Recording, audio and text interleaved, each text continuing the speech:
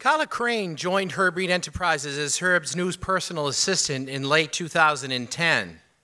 He relied on her for a great many things, and despite living in New Hampshire, Carla would travel wherever Herb wanted her to be, despite being a single parent of a 5-year-old son and a young teenage daughter. Here to read Herb's obituary is Miss Carla Crane.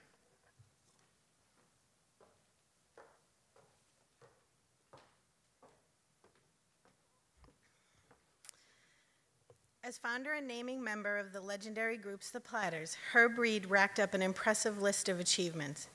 He and his group performed sold-out shows in more than 100 countries, made nearly 400 records, and sold millions of albums, earning the Platters membership in the Rock and Roll, Vocal Group, and Grammy Hall of Fame. It was a long journey to success for the elder statesman of the recording industry. Herb was born into abject poverty in segregated Kansas City, Missouri in 1928. I was poor, and I'm not ashamed to share those stories now, particularly with the young people, recounted Herb in a recent interview. I was so hungry I couldn't think. I wouldn't skip school because I was so hungry. Herb, whose parents never had a steady home and died when he was barely a teen, spent his childhood bouncing from the homes of extended family members until at the age of 15, a friend offered to have him ride along with her to Los Angeles, a city he had never heard of before. He had just $3 in his pocket and a cigar box containing a toothbrush, comb, and a handkerchief. He didn't even own a change of clothes. In Los Angeles, Herb quickly met people and made new friends, some of whom gave him a place to stay and helped him land a job at a car wash that paid $20 a week. In his newfound home, Reed sang with friends, something he had done back in Kansas City, but never thought of it as a career. Those days were learning days before the recordings, Herb told the Boston Globe in a 2006 interview. I learned how nice people could be and learned responsibility. I learned that it is better to be honest than dishonest. In 1953, Herb started a group of harmonizing street singers with 3 other men, Joe Jefferson, Cornell Gunther, and Alex Hodge. And it was Herb who picked the name The Platters, inspired by the disc jockeys who called records platters. None of them played any instruments, but they could sing mostly popular songs of the day. With Herb singing lead, they won first place at amateur shows around Los Angeles.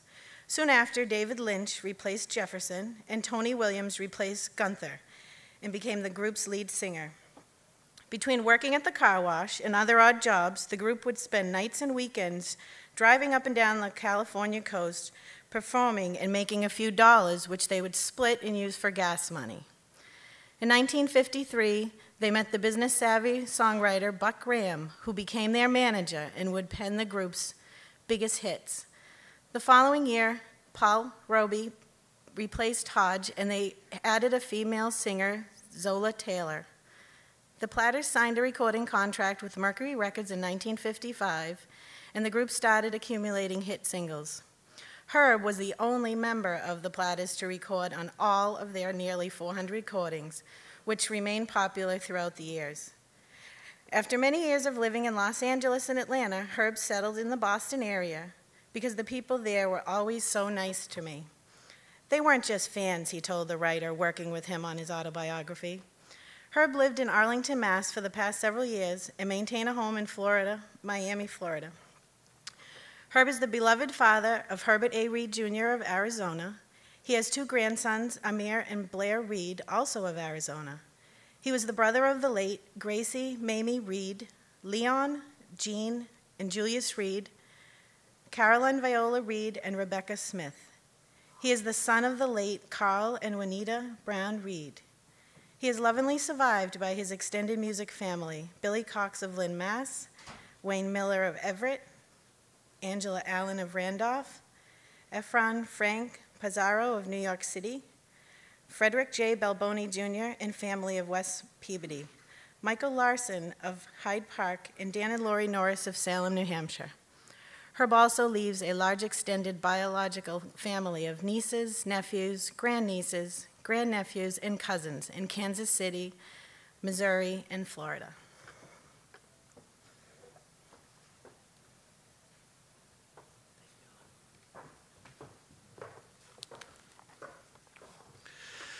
Despite enviable recording industry acclaim, it was a recent accomplishment that Herb considered amongst the most important of his life. Working with our corporate counsel, Dan Norris, we assembled a dynamic litigation team of prestigious attorneys from across the United States under the leadership of attorney Eric Summers. As a result, in 2001, a federal court judge in Nevada ruled that Herb Reed possessed superior rights to the name The Platters, a decision that returned to him rights to the name The Platters, making him, and now his company, heir to the group's tremendous legacy. You know, a lot of people tell me just to hang it up, Herb told his biographer in early 2012, Carol Beggy, but I just cannot do that. It's not right to have someone steal your name. It's just not right. We were cheated back then, but that's how things were done then. It's doubly wrong to face it again today. It's theft, and I have to fight so that no other artist faces this. I'll never forget the first time that I told Herb that he finally got the Platters' name. He was elated. He teared up and said, "Fred Balboni, this is the most important thing we've done." He joked that he was going to have the judge's decision framed and hung up along the gold and platinum records that line the walls of his study at his Arlington home. Offering words of expression and reflection this morning is a man who has worked selfishly and tirelessly to crack down on this version of modern-day identity theft that particularly afflicts musical groups from the doo-wop era into the early 1960s. He is a champion in the rights of music artists. I am proud to serve on the Truth in Musical Advertising Committee of the Vocal Group Hall of Fame under his chairmanship. Many of you will remember him as Bowser from Sha-Na-Na, but I know him, as did Herb, as a true colleague and a true friend. Please welcome Mr. John Bauman.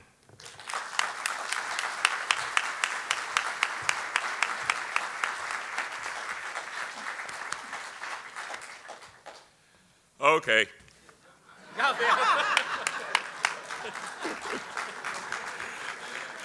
I don't think Herb would mind. Wow, I can't believe I'm the first person who's going to get to say this, the thing that has to be said. What a crowd!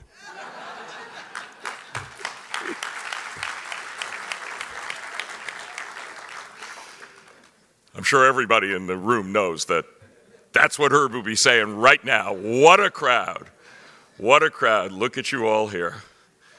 You know, we're part of a kind of a special fraternity. I just want to say a few words really from my heart here. You know, Herb and I are part of a special fraternity of bass singers.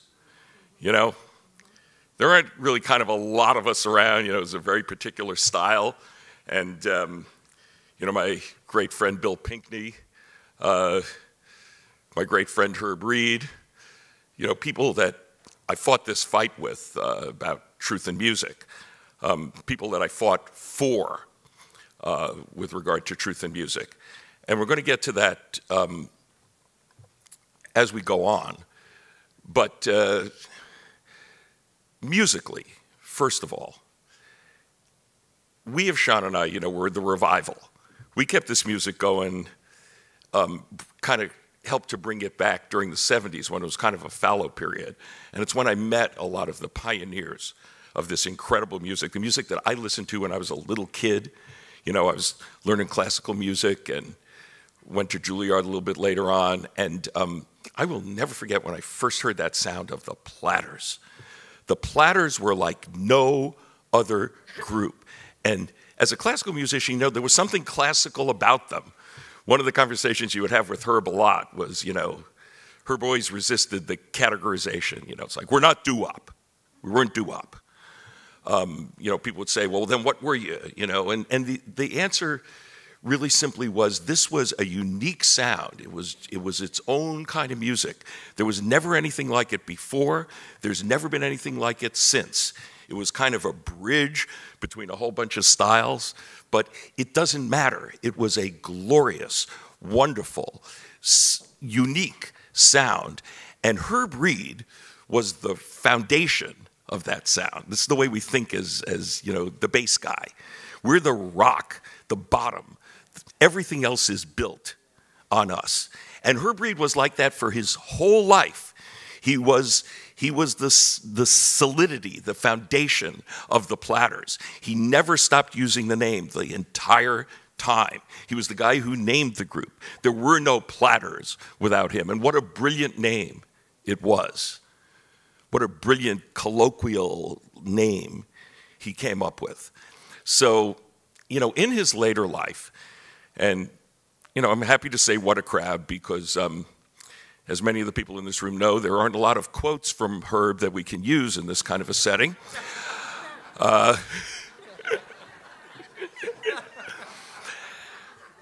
Yeah, and that's just being truthful about it. But particularly on this topic that we're getting to now, there are no quotes from Herb we could use about the people who tried to take his identity. None. There was not a kind, clean word that could be said about that situation. And I was really proud to fight alongside this man. Part of it was, this was the great music that we were bringing back. We were, but we were honest. We said we were Sha Na Na. We didn't call ourselves the Platters. But my feeling in my heart was the need to give back to these incredible pioneers that changed the world, changed our society in America. And I was happy to be able to lend whatever kind of expertise I could to getting the Truth in Music law passed in 34 states. I did co-write it. It's working. Herb lived long enough to have the pleasure of knowing that he, in fact, has the name, the Platters. There will probably be Herb Reed's Platters for now and nevermore because so much confusion was created, by people scamming the pure name, the Platters, that people need to know that the only group they're going to see is Herb Reed's Platters. That's it. He's the guy, and the legacy will continue. So my own feeling from my heart is that Herb Reed's legacy is not just the glorious music that he created with that one-of-a-kind sound, but his legacy is also in this room.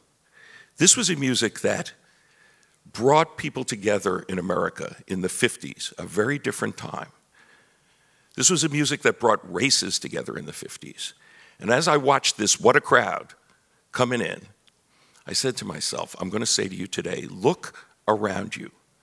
Turn to the person next to you and just look around you and look at the diversity in this room to honor the life of Herb Reed.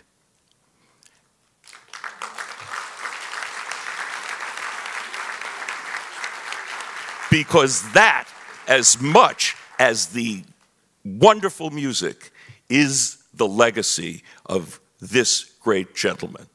So in closing, I just want to say, in my own way, bum bum bum bum bum bum bum bum bum bum dang a dang dang ding a dong ding.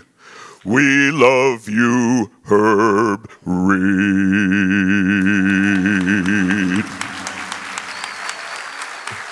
Good night, and Grease for Peace.